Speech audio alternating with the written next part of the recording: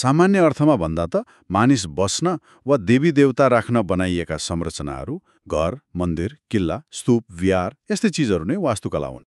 मान्छेले फिरन्ते जीवन छाडेर सानो झुपडी बनाउन थालेदेखि नै यसको जग बस्यो भन्नुपर्छ। अनि समयसँगै आवश्यकता बदलियो, कला चेतना बढ्यो, घरहरू कलात्मक बन्दै गए। अनि देवस्थलहरू बनेपछि त यसले झनै परिष्कृत रूप लियो। वेददेखि लिएर ब्राह्मण ग्रन्थ, स्मृति, गृहसूत्रहरूमा घर कसरी बनाउने, नगर निर्माणका विधि-विधानबारे उल्लेख छ। विश्व इतिहासमा हेर्यो भने पनि सिन्धु घाटी सभ्यतामै कस्तो व्यवस्थित नगर योजना, पक्की इँटाका घरहरू देखिन्छन्। अनि ईसापूर्व तेस्रो शताब्दीतिर उत्तर भारतमा पोलेको इँटा व्यापक रूपमा प्रयोग हुन थालेपछि त यसले झनै फड्को मार्यो। अंशुवर्माको पाटन सुन्धारा अभिलेख अलि महत्त्वपूर्ण छ यसमा। त्यसमा माटिङग्राम भन्ने ठाउँको एउटा मन्दिर मर्मत गर्दा इँटा अनि काठका ढोका, खापाहरू प्रयोग भएको लेखिएको छ।